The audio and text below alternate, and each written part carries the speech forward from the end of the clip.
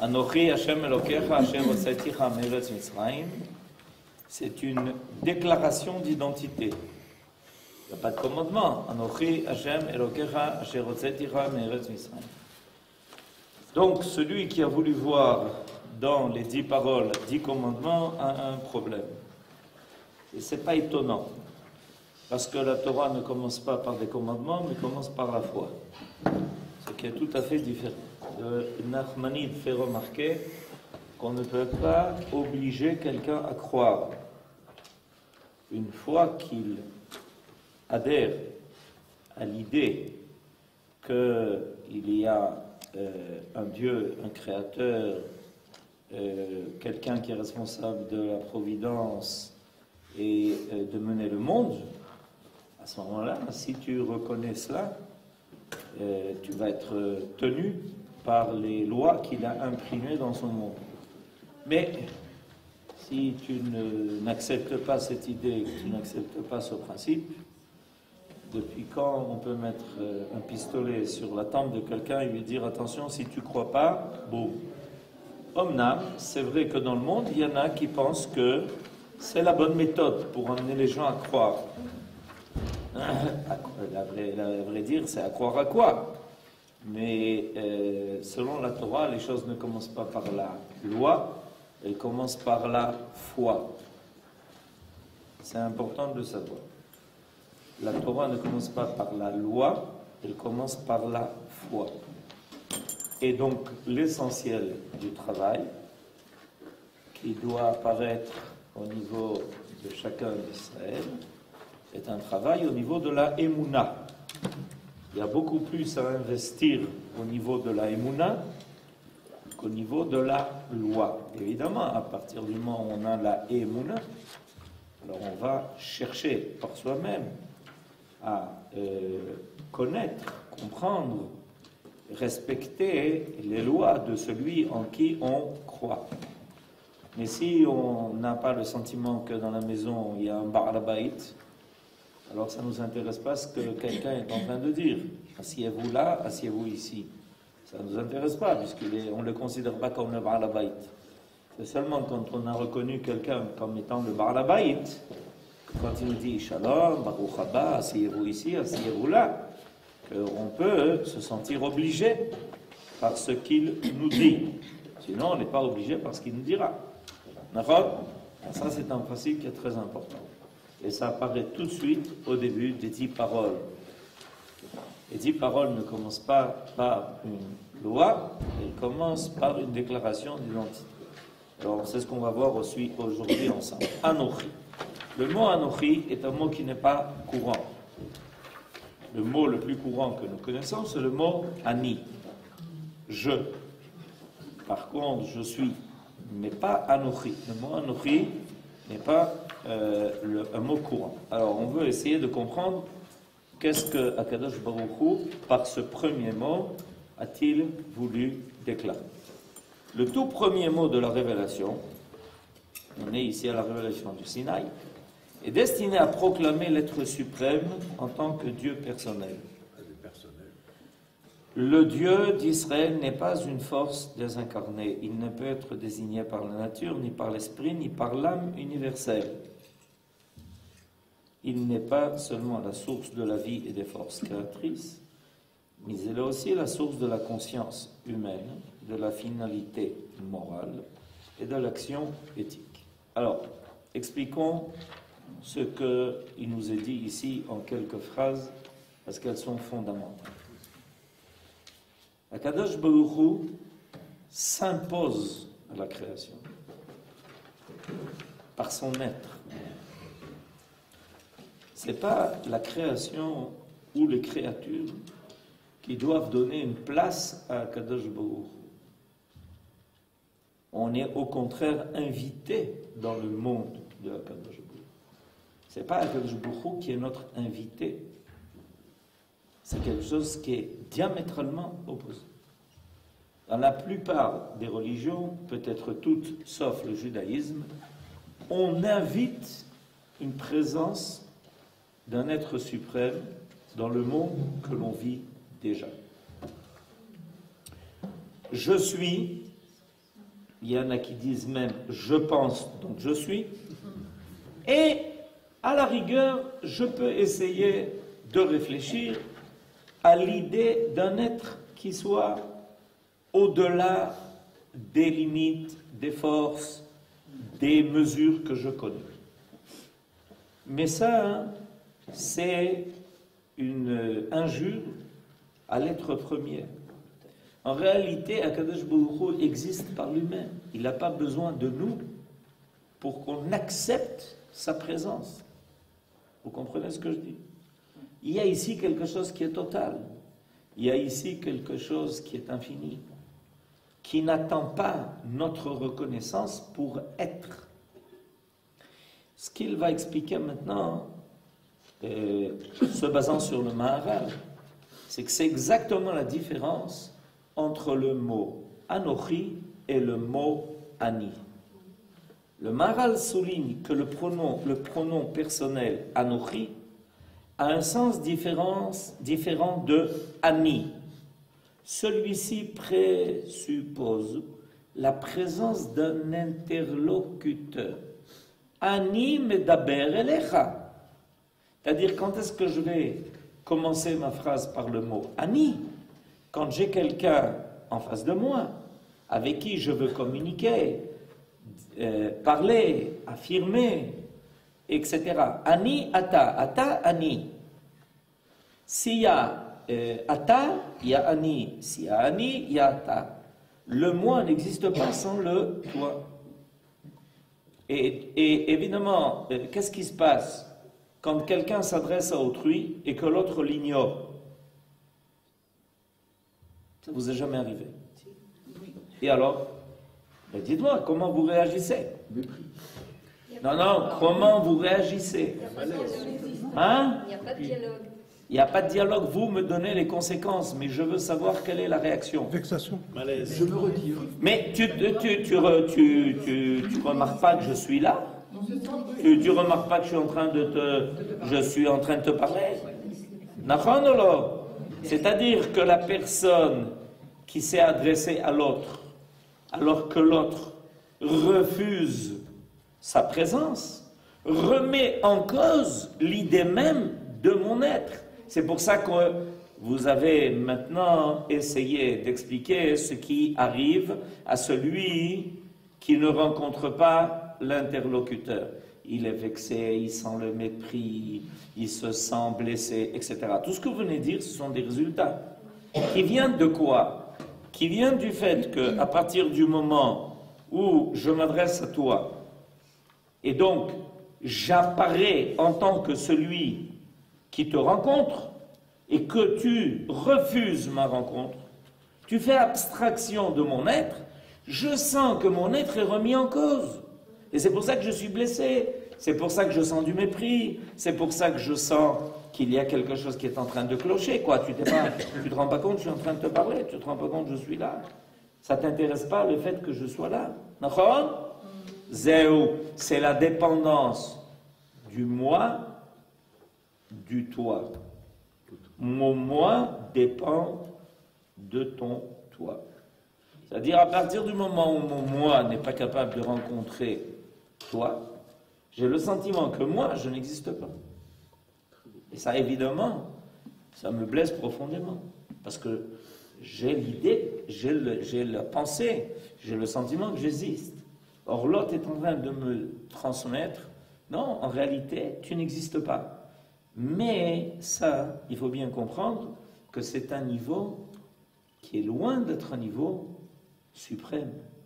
Le niveau suprême est le niveau du Anochi, c'est-à-dire de l'être total et infini, suprême, qui ne dépend pas de la reconnaissance, qui ne dépend pas de l'autre. Akadosh Baruch Hu, Ve'uaya, il a précédé la création du monde, l'existence des hommes. Il ne dépend pas de ça. C'est l'homme qui dépend de sa possibilité de rencontrer Dieu. Ce n'est pas Dieu qui dépend de sa possibilité de rencontrer l'homme. Ça, c'est la ligne de démarcation très importante entre une foi qui est vraie et une foi qui est fausse. Parce que la foi qui est fausse, elle met l'homme en tant qu'être existant, qui se pose des questions sur l'existence de Dieu, qui va accepter ou refuser, qui va le définir de telle ou telle façon. Ça, c'est exactement le contraire de la chronologie des choses. Les choses ont commencé non pas par l'homme, mais par Anochi, c'est-à-dire l'être suprême qui est là et qui nous propose de le rencontrer, qui nous invite à le rencontrer. Ok? Alors, c'est très important de le comprendre parce que si l'homme refuse la présence de Anochi, en réalité, sa propre présence est remise en cause. Pourquoi? Parce que ce que l'homme existe, ce qui existe en l'homme, c'est la volonté du Créateur de son existence. Or, si tu ne reconnais pas la force de celui qui a voulu que tu existes, est-ce que tu existes véritablement? Et ça, c'est exactement ce qui est arrivé avec la philosophie. Au début, les philosophes ont posé la question, est-ce que Dieu existe? Et à la fin, les philosophes ont posé la question, est-ce que l'homme existe? Peut-être qu'on est dans une illusion totale. Peut-être que l'homme n'existe pas véritablement. Peut-être que je pense que j'existe, mais en réalité, je n'existe pas. Est-ce que vous voyez à quoi ça peut amener l'homme? En principe, si tu es sérieux, tu es pessimiste. C'est-à-dire, tu ne penses pas à l'idée même de l'essence de l'existence. Peut-être que toute cette idée que l'homme existe, qu'il fait quelque chose, qu'il a des buts, qu'il réalise, qu'il poursuit un but, qu'il poursuit un idéal, etc. Tout ça, c'est de l'imagination. Tout ça, c'est quelque chose qui n'est pas véritablement existant. Et on peut aller très loin avec cette idée-là. Mais le Akadosh Baruch Hu, il nous a fait un grand cadeau. Il s'est révélé à nous, et puis il nous dit, Anochi, ne vous inquiétez pas, je suis là. Je suis là. C'est où? Non, non, ça ne dépend pas de vous. Anochi, ça ne dépend pas de vous. Vous ne me faites pas de tova en reconnaissant que je sois là. Anochi, je suis là. Zéo. C'est clair. C'est ce qu'on est allé rencontrer au Sinaï. C'est ça qu'on a rencontré au Sinaï. La possibilité de rencontrer l'être total qui existe en tant que tel, qui ne dépend pas des pensées, des réflexions, des questions de l'homme. Sinon, l'homme va inventer Dieu. S'il ne reconnaît pas que Dieu existe par lui-même, en lui-même, et qu'il s'impose en tant qu'Anochi, alors l'homme peut commencer à inventer un Dieu comme ci, un Dieu comme ça. Il peut même s'inventer lui-même en disant, mais écoutez, vous vous êtes trompé, vous pensez que j'étais un homme, la vraie dire, moi aussi je pensais que j'étais un homme, mais en réalité je suis Dieu. Pourquoi pas? Il peut tout. Il peut tout faire. Un homme peut tout faire.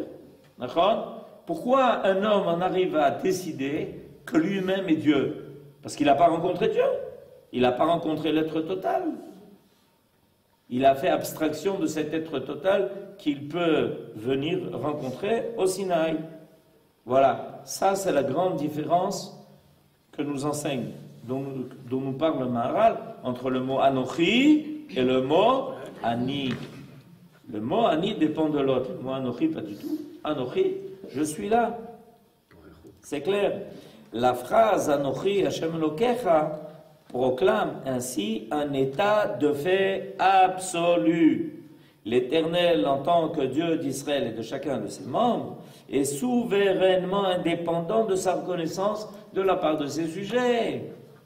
Veouaya, veouove, veouiye. Ça ne dépend pas de nous. C'est le contraire. Est-ce que nous aurons suffisamment d'humilité et de chokhmah, ça va ensemble, pour nous dire, mais allons le rencontrer, cet être absolu. Allons lui parler. Allons entendre ce qu'il a à nous dire, ce qu'il veut nous enseigner, comment il va nous conduire, comment il va nous permettre de réussir. Allons le voir. Il est là, il existe. C'est nous qui sommes allés au Sinaï, c'est pas le Sinaï qui est venu à nous. Allô? C'est pas nous, c'est le Sinaï, il n'est pas venu à nous. Nous, on est allés au Sinaï, on est allés le rencontrer. C'est clair? Yofi. Ben, quand à partir de là, tout devient clair, tout devient simple, c'est clair. Ceci est aussi la raison pour laquelle cette première phrase ne revêt pas la forme d'un commandement. Ça ne peut pas commencer encore la loi. La loi ne peut commencer qu'à partir de la rencontre de l'être créé avec l'être suprême. Tant qu'il n'y a pas cette rencontre, il n'y a pas de loi. Comment est-ce que l'on fait les mitzvot? En faisant une bracha. Baruch ata Hashem Elokeinu melech haolam, asher kideshanu bemitzvotav vetzivanu. Pourquoi on a besoin de toute cette introduction? La mitzvah, c'est-à-dire, elle figure dans, en général, les deux derniers mots. Baruch ata Hashem Elokeinu melech haolam, asher kideshanu bemitzvotav vetzivanu. J'ai dit 10 mots, je n'ai pas encore parlé de la mitzvah. Vous vous rendez compte? Ça fait 10 mots que j'ai déjà dit, je n'ai pas encore dit quelle est la mitzvah. À la fin, l'itatev vetzitzit, 2 mots. L'aniach tefilin, al netilat yadayim. Eh bien, les 10 mots pour arriver à ça. Makara. Yalla. Dis directement. Mais tu comprends pas, Habibi. C'est 10 mots. C'est les mots les plus importants. La mitzvah est le résultat du fait que Baruch ata Hashem Elokeinu melech haolam asher kideshanu bemitzvotav vetzivanu. C'est parce que nous, Israël, avons la possibilité de te rencontrer qu'on se sent obligé par les mitzvot que tu nous donnes. C'est pas nous qui avons inventé ces lois-là. C'est pas nous qui avons inventé les mitzvot. C'est pas un code que les hommes ont écrit, ils sont réunis, ils ont dit on va mettre un code en place. C'est pas de ça qu'il s'agit. C'est rencontrer Akadosh Baruch Hu, qui est le maître du monde, qui fait apparaître la Kedusha. Et cette Kedusha, elle va se cristalliser dans des actes qu'il faut accomplir pour pouvoir rencontrer en permanence Akadosh Baruch Hu, qui est à l'origine de la Kedusha. Asher kideshanu bemitzvotav vetzivanu. Mais si tu ne reconnais pas Akadosh Baruch Hu, en général, les premiers mots de la bracha, on les connaît, on les dit comme ça, tchik-tchak. Et à la fin, al netilat yadayim. Ma netilat yadayim. Mais à la baba, avant de dire al netilat yadayim, pense à ce que tu as dit avant. Asher kideshanu bemitzvotav vetzivanu al netilat yadayim. C'est l'essentiel. Tu es en train de rencontrer Akadosh Baruch Hu qui t'a permis d'être kadosh par l'intermédiaire de la mitzvah. Si tu ne rencontrais pas la mitzvah, tu ne serais pas kadosh. Tu n'aurais pas de kedusha. Elle n'apparaîtrait pas en tout cas. Tu es kadosh par ton appartenance au Ham Israël, mais elle n'apparaît pas cette mitzvah. Elle n'apparaît pas cette kedusha. Comment elle apparaît? Vous comprenez? Ça c'est essentiel. C'est ce qui est dit là. Akadosh Baruch Hu, il nous rencontre au Sinaï. Ok, alors tout le monde est sur les dents. Qu'est-ce qu'il va dire? Et il dit, voilà, je suis là. C'est-à-dire, mais on est venu pour ça. Maintenant que vous êtes venu pour ça, vous êtes venu pour savoir que je suis là. Je suis là présent dans la nature. je suis présent dans l'histoire. Je suis présent dans ce qui arrive avec toutes les nations, dans ce qui arrive avec chaque individu, de ce qui arrive quand vous le savez, quand vous ne le savez pas, quand vous le voyez, quand vous ne le voyez pas. Je suis présent au moment de votre naissance et je suis présent au moment où vous allez quitter ce monde. Je suis toujours là. Anochi, toujours. Quoi qu'il arrive, Anochi, je suis là. Vous avez compris? Et le Ham Israël, il est conscient de ça. Le Ham Israël, il n'a jamais dit alors où tu étais? Comment j'étais? Tu poses une question pareille, où tu étais? Où j'étais? Parce que tu ne m'as pas repéré, tu ne m'as pas vu, tu ne m'as pas remarqué, tu demandes où j'étais. Où j'étais? Je suis là, partout, dans tout. Je suis là, Anochi, Hashem Elokecha. D'où on sait? Asher Otsetira Meretz Mitzrayim. Tu peux refuter ça? Que c'est moi qui t'ai fait sortir d'Égypte? Tu veux que je te ramène en Égypte, essaye de sortir sans moi. Yalla, on va faire maintenant, ensemble, un exercice. Je te ramène en Égypte et essaye de sortir sans moi. Bachavod, Bakasha, sors. Spartacus, on se révolte contre les Égyptiens et on disparaît tous. Parce que vous savez que la révolte de Spartacus a échoué, j'espère. Vous avez appris ça, au moins, d'accord? Et alors? Azma, c'est comme si c'était la révolution, ils sont les esclaves, se sont insurgés contre les Égyptiens. Non, mais ça ne marche pas. Vas-y, repars en Égypte et ressors, on verra. Ken, Yoda. Baruch Ata Hashem, Ata implique qu'il y a Ani et pas Anochi. Il y a des langues, comme l'anglais par exemple, où c'est pas le même mot quand on dit toi à Dieu et à... Il y a quelqu'un d'autre. Parce que l'idée précisément de la bracha, c'est Anochi, c'est le départ. Et ensuite, quel va être tout notre parcours durant notre vie? Ani, ata, ata, ani. Ani, ata, ata, ani. Hashem, c'est Fatay Tiftach, Ufi Yagit Teilatecha. Ok? Alors, c'est intéressant. Je viens prier à Kadosh Baruch Hu, je viens faire la Hamida, je viens prier à Kadosh Baruch Hu, je viens faire la Hamida, et puis nos sages nous disent, dis-moi, qu'est-ce que tu viens faire ici? Je suis venu prier. Ok, comment tu vas prier? Comment je vais prier? Je prends un sidour, je vais lire les mots, je vais commencer à dire ce qu'il faut. Ou alors je prie de mon cœur. Non, ça ne marche pas comme ça. Comment ça ne marche pas comme ça? Et alors comment tu veux que je prie? Il faut que tu demandes à Dieu de t'ouvrir les lèvres. Comment tu demandes à Dieu de t'ouvrir les lèvres? Mais c'est ça qu'on fait. Vous entendez ou pas ce que je dis? Le verset qui commence la Hamida, Hashem Sefatay Tiftach, Ufi Yagit Teilatecha. Pourquoi j'ai besoin qu'Akadosh Baruch Hu m'ouvre les lèvres? Pourquoi? Quand tu parles avec quelqu'un, tu lui dis tu peux venir m'ouvrir les lèvres s'il te plaît parce que je n'arrive pas à dire ce que j'ai à dire. Non mais je vous demande. Mais c'est sérieux ce que les Chachamim ils font. Ils disent la Hamida, il faut la commencer par un verset qui dit que tu ne peux pas ouvrir la bouche avant qu'Akadosh Baruch Hu t'ouvre les lèvres. Lama. Mais parce que c'est Akadosh Baruch Hu qui te donne l'autorisation de prier. Ya Habibi. C'est lui qui te donne l'autorisation de t'adresser à lui. Tu es venu à sa rencontre, tu es devant lui, c'est comme quand tu vas rencontrer les Havdil, quelqu'un d'important, tu ne commences pas à parler. Il y a des gens, avant de quoi que ce soit, déjà ils te disent 250 phrases. Ya Habibi, ten vakesh reshut, yesh lecha reshut ledaber, ma reshut, tzarich reshut. Tu viens rencontrer la personne. Tu viens rencontrer Akadosh Baruch Hu. À partir du moment où je suis conscient qu'Akadosh Baruch Hu me donne l'autorisation de prier, la tfila, ça ne ressemble pas du tout à ce que c'était. Ça n'a rien à voir. C'est autre chose totalement. Totalement. C'est autre chose. Parce que tu as conscience que tu viens rencontrer Akadosh Baruch Hu. C'est lui qui est là, c'est lui qui existe. C'est pas Tov, Alors il paraît que tu as besoin qu'on te demande des choses, qu'on te prie. Alors je te prie, donne-moi quelque chose. Mais non, c'est fondamental ce qui est marqué ici.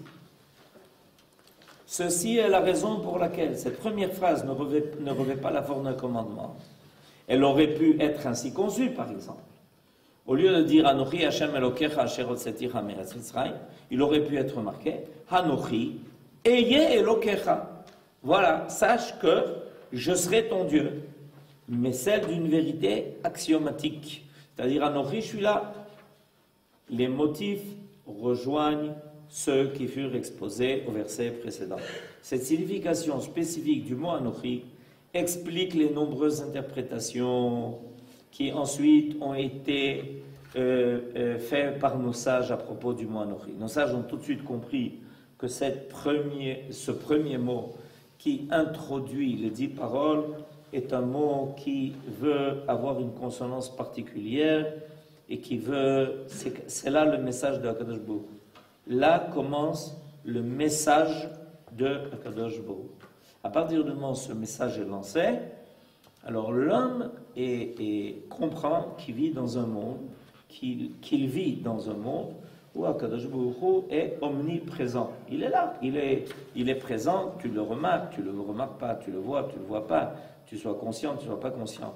L'histoire ne se déroule pas en dehors de l'histoire de Dieu. L'histoire de l'homme se déroule dans le cadre de l'histoire de Dieu. Zéo.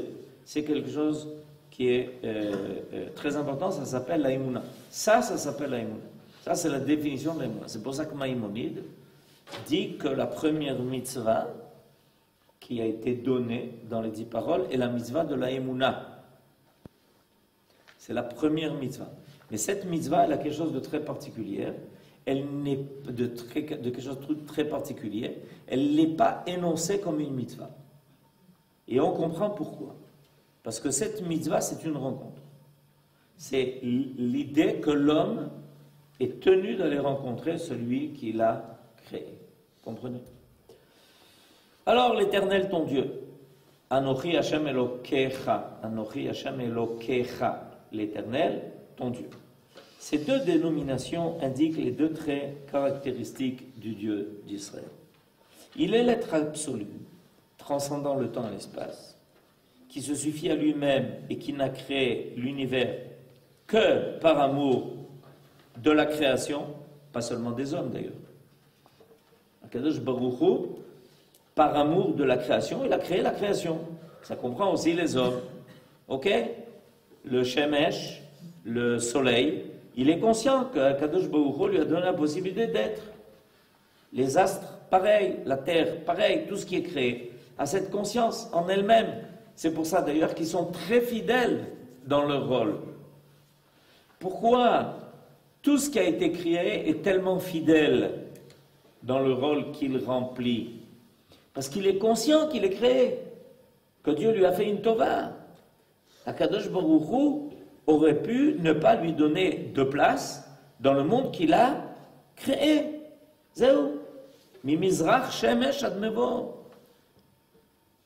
Kechatan yotse mechupato. Il est marqué à propos du shemesh, du soleil. Il est conscient comme un chatan qui est conscient qu'on lui a fait une tova, qu'il ait pu trouver une kala. Il est conscient de ça. Il est saméach. Zéou. Alors, maintenant, on remarque qu'il y a ici en fait deux appellations de Akadosh Baruch Hu, Anochi Hashem et Elokecha. D'une part, donc, il est le Dieu total, Hashem, Yudke Vavke, Aya Ove Yeh. D'autre part, il est le Dieu personnel, Père et juge de tout être humain, maître des destinées des nations et des individus. Ça s'appelle Shem Elokim. C'est-à-dire qu'il y a l'être total qui, dans son essence, nous est inaccessible. L'être total qui est désigné par le Shem Havaya, Yudke Vavke, dans son essence, nous est inaccessible. Parce qu'il nous a précédés. Donc on n'a aucun paramètre qui nous permet de comprendre son essence. Aucun. Mais il y a ensuite la révélation de Dieu dans le monde des hommes. Ça s'appelle Elokecha. Et c'est pour ça que c'est quelque chose qui est personnel. Elokecha, ton Dieu. Cette note personnelle qui souligne l'action providentielle à tous les échelons de la création représente l'apport spécifique d'Abraham à la croyance des hommes en un créateur du ciel et de la terre, comme ça a déjà été exposé. C'est-à-dire que Abraham fait apparaître cette rencontre personnelle de l'homme avec Akadosh Baruch Hu. Alors, il y allait dans sa totalité, dans son infini, dans son Netzach, dans son Ensof. Mais nous n'avons pas d'accès à cette essence-là. Par contre, chacun peut remarquer dans sa propre histoire, dans sa propre vie, dans ce qui lui arrive, dans tout ce qui se passe dans le monde en général, là, il peut rencontrer la note personnelle que Akadosh Baruch Hu donne à son apparition, à lui, en particulier, dans sa vie.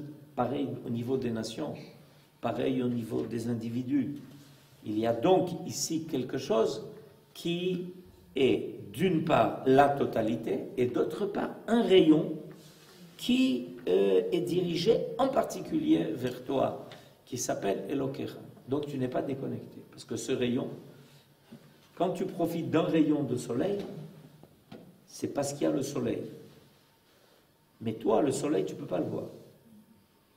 On ne peut pas voir le soleil. On ne peut pas décider, je vais voir le soleil. Tu ne verras rien. C'est ce que tu peux voir, c'est le rayon de soleil qui apparaît jusqu'à toi. Et à ce moment-là, tu es capable de distinguer, de remarquer qu'il y a là quelque chose de divin qui apparaît à toi. Quand est-ce que tu fais une bracha? Tu manges une pomme, ok? Quand est-ce que tu fais la bracha? En passant au marché en voyant des pommes? Non. Quand est-ce que tu vas faire la bracha sur une pomme? Quand cette pomme est dans ton assiette.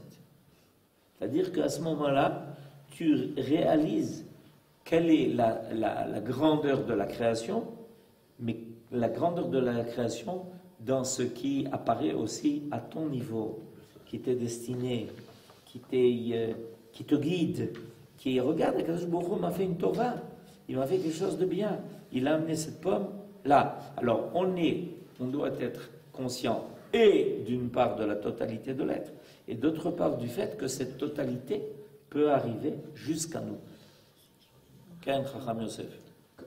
Quand ce rayon-là éclaire et quand il apporte ce qui nous paraît bien, ça ne peut que conforter la émouna générale que l'on peut avoir. À l'inverse, quand ce rayon-là est un rayon qui ternit un peu des éléments de la vie, est-ce que ça ébranle pas un peu cette émouna? Comment qu'elle ne peut pas être ébranlée? En réalité, il est clair que c'est toujours un rayon. Maintenant, l'homme, en fait, la question qui est posée là, c'est une question qui est au niveau de l'homme. C'est-à-dire c'est toujours un rayon. Mais au niveau de l'homme, il y a deux possibilités. Réceptivité. Ok? Voilà, je vais vous expliquer ça par un machal et vous allez comprendre. Par la fenêtre, je remarque qu'il y a maintenant dehors du soleil. Regardez, vous verrez. Par les fenêtres, vous verrez qu'il y a du soleil. On est d'accord? Maintenant, quelqu'un est assis ici, dit, voilà, j'attends que les choses tournent et que le soleil arrive jusqu'à moi. Je suis là. Voilà. J'attends. Je sais qu'aux environs de 2 heures de l'après-midi, avec la terre qui tourne, ça finit, le rayon arrive jusqu'à moi. J'attends. Entre-temps, il y a une deuxième possibilité. C'est que si je suis conscient de la présence du soleil, je vais aller vers sa rencontre. Je vais aller à sa rencontre. Quand j'ai l'impression que quelque chose est terne, ça veut dire que je ne suis pas bien orienté par rapport à ce que le soleil veut essayer de faire. Il veut essayer d'éclairer. Et quand on le fait, on découvre des choses extraordinaires. On découvre qu'en réalité, a voulu être amené ici une lumière d'une autre dimension. Alors, en général, les hommes, ils sont assis et ils attendent le rayon de soleil. En général. La plupart du temps, c'est comme ça. Et quand le rayon n'arrive pas, ben, ils disent, qu'est-ce qui se passe? Et qu'est-ce qu'il a aujourd'hui, le soleil? Il ne veut pas éclairer. Alors que, très souvent, le travail de l'homme, c'est de repérer ce rayon qui peut arriver jusqu'à